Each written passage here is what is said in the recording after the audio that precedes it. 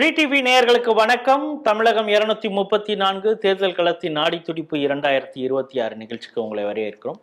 தமிழகம் முழுக்க இருக்கக்கூடிய ஒவ்வொரு சட்டமன்ற தொகுதியாக நம்ம பார்த்துட்டு வரோம். அதோடைய கள நிலவரம் எப்படி இருக்கிறது, திமுக செயல்படுத்திய திட்டங்கள் அவர்களுக்கு வாக்குகளாக மாற்றி தருகிறதா, என்டிஏ கூட்டணி பலம் பெறுகிறதா, நாம் தமிழர் கட்சியுடைய வாக்கு சதவீதம் உயர்கிறதா, தாவேகா விஜயின் தாக்கம் இளைஞர்கள் மத்தியில் எந்த அளவுக்கு இருக்குது, அவர் பிரிக்கக்கூடிய வாக்கு யாருக்கு சாதகம் யாருக்கு பாதகம், பெண் வாக்காளர்கள் யாருக்கு வாக்களிக்க தயாராக இருக்கிறார்கள், மாற்றத்தை விரும்புகிறார்கள் இளைஞர்கள், விவசாயிகள் என்ன நினைக்கிறாங்க, தொழில்துறையினர் என்ன நினைக்கிறாங்க, அப்படியெல்லாம் குறித்து கலாய்வு செய்திருக்கிறோம்.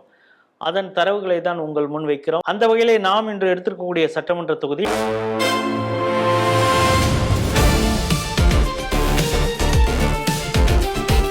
நீலகிரி மாவட்டத்தில் இருக்கக்கூடிய குன்னூர் சட்டமன்ற தொகுதியை எடுத்திருக்கிறோம். இங்கே மொத்த வாக்காளர்கள் 1,75,000, ஆண் வாக்காளர்கள் 83,000 பேர் இருக்காங்க, பெண் வாக்காளர்கள் 92,000 பேர் இருக்காங்க.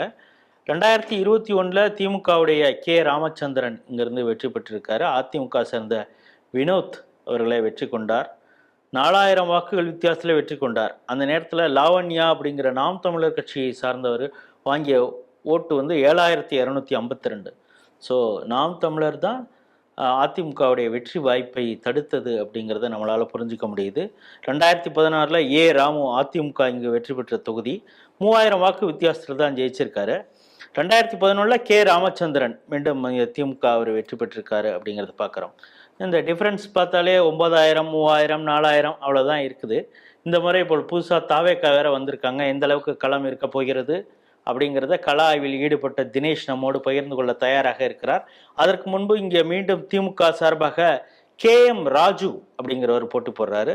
அதிமுக சார்பாக ஏ ராமு, நாம் தமிழர் கட்சியின் சார்பாக தீனு, தாவேக்க கட்சியின் சார்பாக சி தங்கராஜ் ஆகியோர் போட்டி போடுறாங்க. களம் யாருக்கு சொந்தம் அப்படின்னு தினேஷ் நம்மோடு சொல்ல தயாராக இருக்கிறார். வணக்கம்.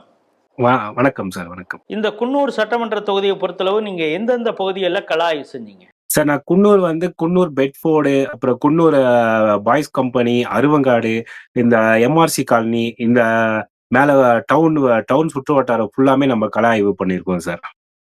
எல்லநல்லி பகுதி, கேத்தி, இதுல கோத்தகிரி பஞ்சாயத்தும் வரும் இல்லையா? அது வெலிங்டன் கண்டோன்மெண்ட். ஆமா சார். எல்லாம் இதுல தான். கோத்தகிரி, கட்டபெட்டு. ஆமா சார், கோத்தகிரி, கட்டபெட்டு இது எல்லாமே சேர்ந்து வரும். இந்த பகுதிகள்லாம் எந்தெந்த சமூகங்கள் இந்த பகுதியில இருக்கிறாங்க சார்? கோத்தகிரி கட்டப்பட்டு எடுத்துட்டீங்கன்னா படுகாஸ் ஜாஸ்தி இருக்காங்க சார். குன்னூர் டவுன் பார்த்தோம்னா எல்லா சமுதாய மக்களுமே கலந்துதான் இருக்காங்க. ஸோ இப்போ அவுட்ரு கிராமப்புற ஏரியா, இந்த கொல்லிமலை, அப்புறம் இந்த கேத்தி பாலாடா, இதுலலாம் படுகாஸும் கொஞ்சம் ஜாஸ்தியான மக்களே இருக்காங்க சார். கிறிஸ்டியன்ஸ், முஸ்லிம்ஸ் இவங்கெல்லாம் எந்த பகுதியில இருக்காங்க? இல்ல, எல்லாமே நகரம் தான். குன்னூர் நகரம் கலந்து இருக்காங்க. இப்ப கட்டபெட்டு, கோத்தகிரி டவுன் எல்லாம் எடுத்துட்டோம்னா எல்லாமே கலந்துதான் இருக்காங்க. அவங்களுக்கு தனியா ஒரு ஏரியா அந்த மாதிரி எதுவும் இல்லை. இவங்க எல்லாமே மக்களோட கலந்துதான் இருக்காங்க. வெலிங்டன்ல மட்டும் நார்த் இந்தியன்ஸ் இருப்பாங்க இல்லையா, மைக்ரன்ஸ்? இல்ல, அதிக அளவு இல்ல சார். அதிக அளவு இல்ல, கொஞ்சம் பேர் இருக்காங்க. நார்த் இந்தியன்ஸ் இங்க எல்லா பக்கமுமே இருக்காங்க. சோ அவங்க எல்லாமே வேலைக்கு போறாங்க, இந்த மாதிரி தான் இருக்காங்க. இங்க தலித்ஸ் இருக்காங்களா, பட்டியல் சமூகம்? சார், அந்த அளவுக்கு ஜாஸ்தியானவங்க அப்படி இருக்கிற மாதிரி இல்லை சார். ஏன்னா இப்போ அவங்க தனியா இருக்காங்க அப்படின்ற மாதிரிலாம் இல்லை சார். எல்லாமே கலந்து மிங்கிலா தான் இருக்காங்க. இப்போ நம்ம பர்டிகுலரா அப்படி நம்ம யாரையுமே கெஸ் பண்ண முடியாது. அந்த அளவுக்கு எல்லாமே ஒரே ஈவனா தான் இருக்காங்க. இப்போ இந்த பல்வேறு சமூகங்கள் சொன்னீங்க, இவங்க எந்தெந்த சமூகம் எந்தெந்த கட்சிக்கு ஆதரவாக இங்க இருக்காங்க? சார், இப்ப மேக்சிமம் நம்ம திமுகக்கு ஆதரவுனா கிறிஸ்டியன்ஸ் ஓட்டு, முஸ்லிம்ஸ் ஓட்டு ஆதரவா தான் இருக்கும். இப்ப திமுகனா எல்லாமே எல்லா கட்சிக்குமே இந்த கட்சிக்கு இவங்க தான் ஆதரவுன்ற மாதிரி இல்லை. இப்போ படுகாசு, இந்துஸ் எல்லாமே திமுகவுக்கும் ஆதரவா இருக்காங்க, அதிமுகவுக்கும் ஆதரவா இருக்காங்க. தவைக்கா எல்லா கட்சிக்குமே சரிசமமா தான் இருக்காங்க. எல்லா கட்சியிலையும் எல்லா இந்த சமூகத்தை சார்ந்த. ஆமா. இங்க நீலகிரி மட்டும் அது ஒரு ஸ்பெஷல். இப்போ இந்த சட்டமன்ற தொகுதியை பொறுத்தளவு ஏற்கனவே கே ராமச்சந்திரன் அவர் வெற்றி பெற்ற தொகுதி. இப்பொழுது அவருக்கு வாய்ப்பு கொடுக்காம KM ராஜுக்கு கொடுத்துருக்காங்க. முதல்ல ராமச்சந்திரனுடைய செயல்பாடு இந்த பகுதியில் எப்படி இருந்திருக்கு சார்? இப்போ ஃபர்ஸ்ட் ராமச்சந்திரன் ஐயா சுற்றுலாத்துறை அமைச்சரா இருந்தாப்புல, வனத்துறையா இருந்து சுற்றுலாத்துறை அமைச்சரா மாறினாப்புல. அவரு குன்னூர் மக்களுக்கு தேவையான அடிப்படை வசதிகள் போதுமான அளவுக்கு செஞ்சிருக்காங்க. செஞ்ச பெரிய இஷ்யூஸ் எல்லாம் எதுவுமே கிடையாது. ஸோ அவர் ஓரளவுக்கு வந்து பொதுமக்களுக்கான குறைபாடுகள், நிறை குறைகள் எல்லாமே செஞ்சிருக்காப்ல. அப்படின்றதுதான் மக்களுடைய கருத்து வந்து நம்ம கிட்ட சொல்றாங்க. இல்ல நடுப்புற ஒரு இஷ்யூஸ் வந்துல்ல அவருடைய மருமகனுக்குன்னு நினைக்கிறேன். ஒரு தனியாக ஒரு சாலை போட்டு குடுத்தாரு அப்படிங்கிற ஒரு இஷ்யூலாம் அந்த பகுதியில வந்ததுல்ல? ஆமா, இஷ்யூ வந்தது சார். வந்தது. அதுதான் அப்போ அவரு வனத்துறையா இருக்கும்போது அந்த இஷ்யூஸ் வந்தது. இப்ப வந்து அது எல்லாமே ஆயிதான் இப்ப சுற்றுலாத்துறை அமைச்சரா மாறியிருக்காப்புல. இப்பொழுது அதிமுக சார்பாக ராமு போட்டியிடுகிறார். அவருக்கு அந்த தொகுதியில எந்த அளவுக்கு செல்வாக்கு இருக்கு? சார் ராமு ராமு எடுத்துக்கிட்டீங்கன்னா வந்து போன முறை வந்து அவருக்கு வாய்ப்பு குடுக்கல. அதுக்கு முந்தின முறை வந்து அவரு வெற்றி பெற்றாரு. அதுக்கப்புறம் வந்து நல்லாவே ஒர்க் பண்ணியிருக்காப்ல. ஏன்னா வந்து கொரோனா காலகட்டத்துல இருந்து மக்களுக்கு அந்த காய்கறி வீடு வீடா காய்கறி குடுக்கறதுல இருந்து, அவரு மருத்துவ உதவியில இருந்து நல்லாவே ஒர்க் பண்ணியிருக்காப்ல. ஸோ அவரு ராமுனா வந்து குன்னூர் தொகுதியில வந்து தெரியாத ஆளுங்களே இல்ல. ஏன்னா ஒரு சராசரி ஆளுகிட்டயுமே வந்து உட்கார்ந்து நின்னு பேசக்கூடிய ஆளு.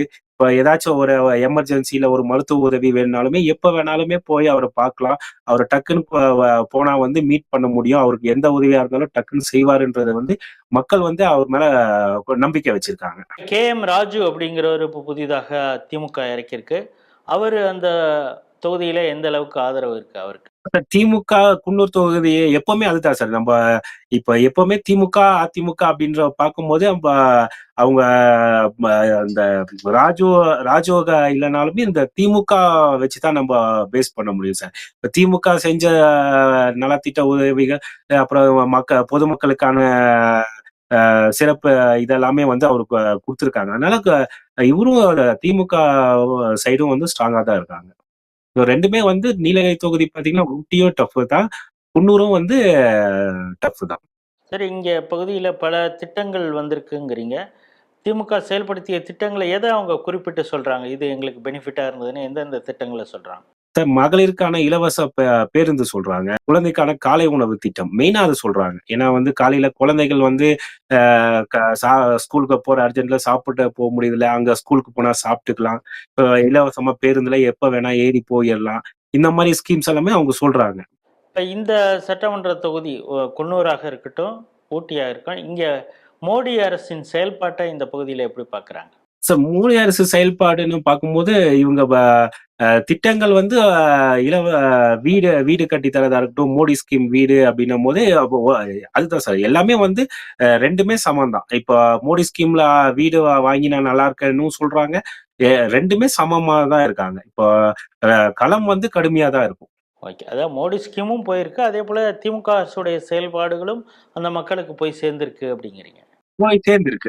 2 கட்சியுமே அ பாஜக சார்பா வந்து கிடைக்கிறதும் வந்திருக்கு. இப்போ ஜல்ஜீவன் திட்டம் மூலம் வந்து அ ஒவ்வொரு வீட்டுக்குமே குடிநீர் வசதி. இப்போ ரொம்ப நாளா வந்து ஒரு அடித்தட்டு மக்களுக்கே வந்து குடிநீருக்காக வந்து 5, 6 கிலோமீட்டர் பயணம் செஞ்சு நடந்து தூக்கிட்டு வந்து இருக்கிற நிலையில, ஜல்ஜீவன் திட்டம் வந்து மக்களுக்கு வந்து ரொம்ப யூஸ்ஃபுல்லா இருக்கு. அது வந்து ஸ்ட்ரெய்ட்டாவே களத்துல போய் பார்த்துருக்கோம். அவங்க சொன்னது வந்து தண்ணிக்காக 10 கிலோமீட்டர், 20 கிலோமீட்டர் போயிட்டு வந்தோம். இப்ப ஜல்ஜீவன் திட்டம் மூலியமா வந்து எனக்கு வீட்டுக்குள்ளேயே வீட்டுக்கு வாசல்ல பைப்பு திறந்தாலே வந்து தண்ணி வருது. இப்ப மருத்துவ காப்பீடு எடுத்துட்டோம்னா, நம்ம காப்பீடு போட்டு குடுத்துருக்காங்க. நான் ஹாஸ்பிட்டல் போம்போது 16,00,000 20,00,000 வந்து நமக்கு நம்மளால அத புரட்ட முடியல. ஆனா வந்து இந்த கார்டு காமிச்சாலே வந்து எனக்கு பாதிக்கு பாதி சும குறையுது. ஸோ இப்ப 2மே பார்த்தீங்கன்னா வந்து 2மே வந்து சமமா தான் வந்து மக்களிடையே போய் சேர்ந்திருக்கு சார். இப்ப தாவேகா இங்க இளைஞர்களுடைய வாக்க எந்த அளவுக்கு பிரிக்குது? சார் தாவேக்கா வந்து இப்போ இளைஞர்கள்னு சொல்லலாம். இப்போ பெண்கள் பெண்கள் உட்பட இளைஞர்கள் மத்தியில வந்து தாவேக்கா ஒரு தாக்கத்த தான் ஏற்படுத்தியிருக்கு. இப்போ குன்னூர் சட்டமன்ற தொகுதி பார்த்தீங்கன்னா, தாவேக்காவும் கடுமையா தீவிரமா வாக்கு வேட்டையில தான் ஈடுபட்டுட்டு இருக்காங்க. தாவேக்கா ஓட்டுன்னு பார்த்தீங்கன்னா, இளைஞர்கள் அப்புறம் வந்து இப்போ படிச்ச பெண்கள் இவங்க எல்லாமே இந்த கரெக்ட்டா இவங்க வந்தா நல்லாருக்கும், இவங்க வந்தா நல்லாருக்கும்னு யோசிக்கிற பெண்கள் எல்லாமே தாவேக்கா பக்கம் போகறதுக்கு வாய்ப்பு அதிகமாவே இருக்கு. எவ்வளோ பெர்சன்டேஜ்? ஒரு 15, 20% சொல்லலாம் சார். இங்க நாம் தமிழர் கட்சிக்கு எப்படி இருக்குது? ஏன்னா சென்ற முறை லாவண்யா அப்படிங்கிறவங்க போட்டி போட்டாங்க. இந்த தடவ தீனு அப்படிங்கிறவர் போட்டி போடுறாரு. அவருடைய வாக்கு சதவீதம் இப்ப எந்த அளவுக்கு இருக்கும்? குன்னூர பொறுத்தவரைக்கும் வந்து டவுன்ல வந்து நாம் தமிழருக்கு கொஞ்சம் வாய்ஸ் நல்லாவே இருக்குது சார். அவங்க வந்து கடந்த முறை வந்து வாக்க பிரிச்சாங்க. வாக்க பிரிச்சு வெற்றி பெறதுக்கு அதிமுக தோல்வி அடையறதுக்கு காரணமா இருந்தாங்க. இப்ப வந்து நல்லாவும் இருக்கு சார். நாம் தமிழர் வந்து பரவாயில்ல, எல்லாமே வந்து சரிசமமா தான் நம்ம நம்ம கருத்துக்க எடுக்கும்போது வந்து சரிசமமா தான் இருக்காங்க. அதாவது டிவிகேவோட ஜாஸ்தி வருமா நாம் தமிழருக்கு?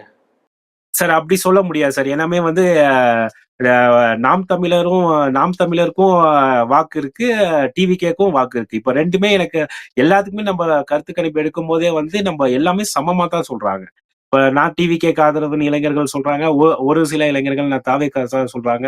இப்ப நம்ம அது வந்து கரெக்ட்டா நம்ம ஜட்ஜ் பண்ண முடியல சார். சில பர்சன்டேஜ்னு நாம் தமிழருக்கு எவ்வளோ சொல்லுவீங்க? சார் நான் களத்துல எடுத்தது வரைக்கும் ஒரு 20% குடுக்கலாம் சார்.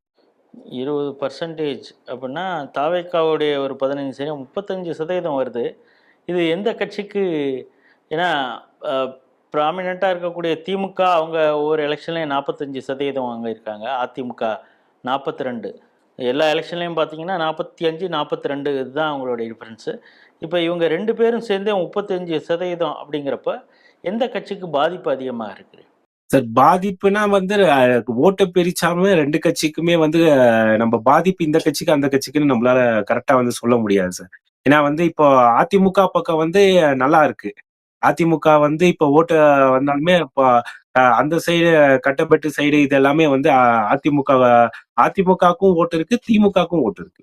ஸோ அப்ப 2மே சரிசமமா தான் இருக்கு. சரி, இந்த உங்களுடைய கள ஆய்வுல யாருக்கு எட்ஜ் இருக்குது? திமுகவிற்கா? அதிமுகவிற்கா? அதிமுக சார். அதிமுக தான் ஜாஸ்தி.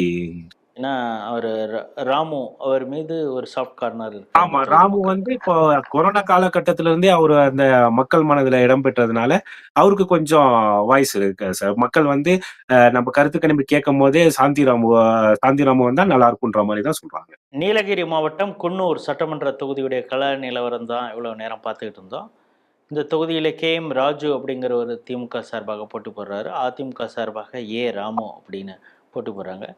இந்த ஊட்டியில் எந்த ஒரு சட்டமன்ற தொகுதி பார்த்தா கூட அந்த கட்சிகள் ஆட்கள் இருக்கிறாங்கங்கிறது ஒரு பக்கம் இருந்தாலும் 2 கட்சிகள் அவங்களுக்கு இடையே தான் போட்டி அப்படிங்கிறது மாதிரி சொல்கிறாங்க. காரணம் இங்கே இருக்கக்கூடிய சமூகங்கள் 2 கட்சிக்குமே ஆதரவாக இருக்கிறதுனால அந்த பர்சன் அப்படிங்கிறத தாண்டி 2 கட்சிகள் அப்படின்னு. ஆனால் இந்த தொகுதியில் பார்த்தீங்கன்னா ராமு அவர் ஏற்கனவே இந்த கொரோனா காலகட்டத்திலெல்லாம் நல்ல விதத்தில் மக்களுக்கு சேவையாற்றி இருக்கிறார். மருத்துவ உதவியாக இருக்கட்டும், அவங்களுக்கு அடிப்படை தேவையான அந்த நேரத்தில் வந்து காய்கறிகள் கொடுக்கறது, உணவுக்கு தேவையான அரிசி இதெல்லாம் கொண்டு போய் கொடுக்கறது, இந்த வேலையெல்லாம் அவர் சேவை பணியாற்றுறதுனால மக்கள் மனதில் இடம் பிடிச்சாரு. அவர் சாதாரணமாக எல்லாரிடமும் சகஜமாக பழகுவார். அதனால் அந்த தொகுதி மக்களுக்கு கூடுதலாக அவர் மீது ஒரு அபிமானம் உண்டு. 2016லேயே அவர் எம்எல்ஏவாக இருந்திருக்காங்க. 2021 ஏன் அவருக்கு வாய்ப்பு கொடுக்கவில்லை அப்படிங்கிறப்பே மக்கள் அந்த நேரத்தில் ஒரு கேள்வி எழுப்புறாங்க. இப்பொழுது மீண்டும் அவருக்கு வாய்ப்பு கிடைச்சிருக்கு. தாவேக்கா இங்கே பெரிய அளவிலே வாக்குகளை பிரிக்கிறது. அதே போல் நாம் தமிழர் கட்சிக்கும் ஒரு செல்வாக்கு இருக்கிறது. இவர்கள் இருவரும் பிரிக்கக்கூடிய வாக்கு 2 கட்சியிலுமே அதுக்கான பாதிப்பு இருக்குது. அப்படி இருந்தால் கூட ராமுவுக்கு ஒரு சின்ன எட்ஜ் இருக்குது அப்படிங்கிறது தான் குன்னூர் சட்டமன்ற தொகுதியுடைய கள நிலவரம். மீண்டும் வேறொரு சட்டமன்ற தொகுதியில் சந்திப்போம். அதுவரை உங்களிடம் விடைபெறுகிறோம். நன்றி, வணக்கம்.